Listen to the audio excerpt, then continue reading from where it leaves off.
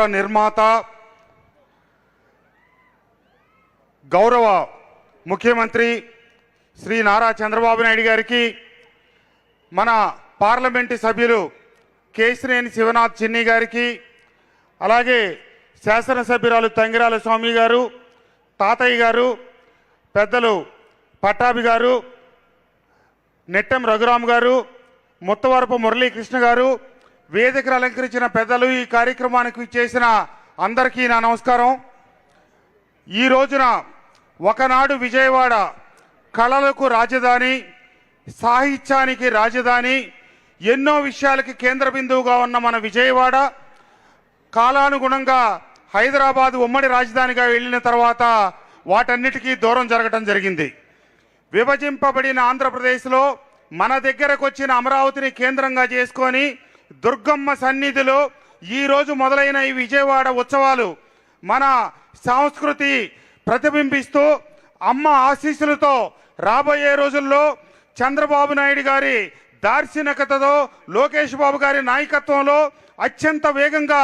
భారతదేశంలో ప్రముఖ స్థానాన్ని ఆక్రమించి ముందుకు సాగాలని చెప్పి ఆకాంక్షిస్తూ ఎందరో కుట్రలు పన్నారు, ఎన్నో కుట్రలు చేశారు. వాటన్నిటికీ ఆ దుర్గమ్మ ఆశీస్సులతో అధిగమించి అమరావతి ముందుకు సాగుతూ ఉంది. అమరావతి అంటే ఒక్క ఆ రాజధాని ప్రాంతమే కాదు, విజయవాడ నుంచి గుంటూరు వరకు ఉన్న ఈ ప్రాంతం అంతా అమరావతి. ఈనాడు మైలవరం నియోజకవర్గాన్ని కూడా విజయవాడలో అంతర్భాగం చేసి మా రైతుల్ని చిన్ని గారి ఫోన్ చేసి ఇక్కడ గొల్లపూడిలో భూములు కావాలి, విజయవాడలో స్థలాభావం ఉందని అడిగితే మా బొమ్మసాని సుబ్బారావు గారి నాయకత్వంలో నేను బాధ్యతలు అప్పగిస్తే కేవలం ఒక్క పూటలో 70 సంవత్సరాల నుంచి సాగు చేసుకుంటున్న భూముల్ని ఈ ఎగ్జిబిషన్కి ఇచ్చి ఈరోజు ఈ కళ సాకారం చేస్తూ విజయవాడ ఉత్సవాలంటే తొలి పునాది పడిన ఈ సంవత్సరం రాబోయే సంవత్సరాల్లో మరింత అంగరంగ వైభవంగా సాగుతూ ఖచ్చితంగా భారతదేశంలో అటు దసరా ఉత్సవాలంటే